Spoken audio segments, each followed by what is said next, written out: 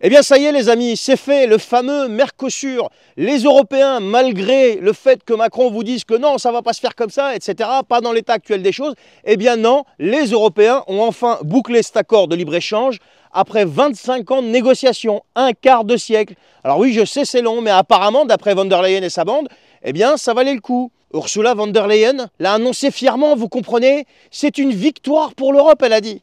Pourtant, tout le monde n'a pas l'air quand même de partager cet enthousiasme, hein, et surtout les agriculteurs. Ici, je suis dans la Beauce, je discute avec pas mal de céréaliers, ils n'ont pas l'air de partager l'avis d'Ursula, et encore les céréaliers, c'est pas le plus malheureux. C'est surtout les éleveurs et compagnie, c'est eux qui vont trinquer. D'un côté, on nous promet des milliards et des milliards d'euros d'économies en droits de douane, 4 milliards par an, c'est énorme, mais à quel prix? Eh bien, les agriculteurs européens sont déjà sur le pied de guerre parce qu'ils connaissent Ursula et ils connaissent les technocrates de Bruxelles.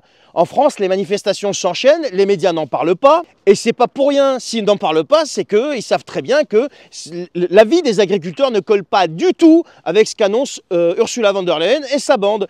Ils dénoncent tout simplement, ces gens-là, un traité qui risque de les écraser face à une concurrence qui est jugée complètement déloyale. Et ça ne s'arrête pas à la France, il n'y a pas que la France qui grogne, on a l'Italie, on a la Pologne et d'autres pays qui sont aussi en train de monter au créneau. Et leur message, il est clair, préserver les normes européennes, préserver les emplois européens et surtout la souveraineté agricole européenne. Mais l'Allemagne et l'Espagne, eux, eh bien ils applaudissent. On se demande pourquoi.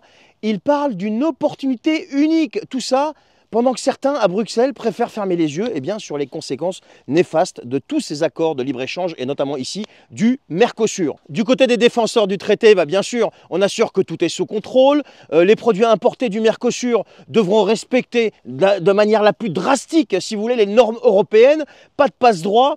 Pas de compromis, mais il faut être honnête quand même, je pense qu'on les connaît et combien de fois on a déjà entendu, si vous voulez, des promesses bidons comme ça et combien de fois on s'est aperçu que dans la pratique c'était tout le contraire de ce qu'ils annonçaient.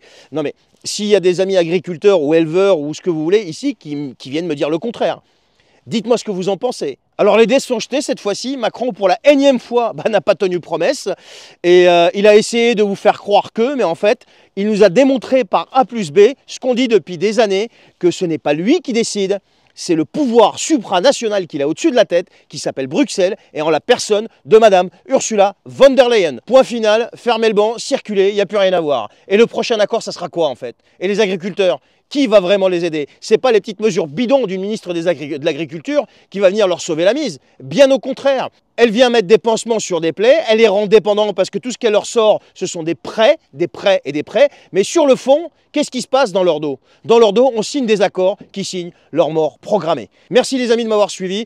Partagez cette vidéo, commentez, likez, abonnez-vous si vous n'êtes pas abonné. Et moi, je vous retrouve la prochaine fois. Et force à nos agriculteurs, nos éleveurs et toutes les professions agricoles. Allez, salut, bonne soirée.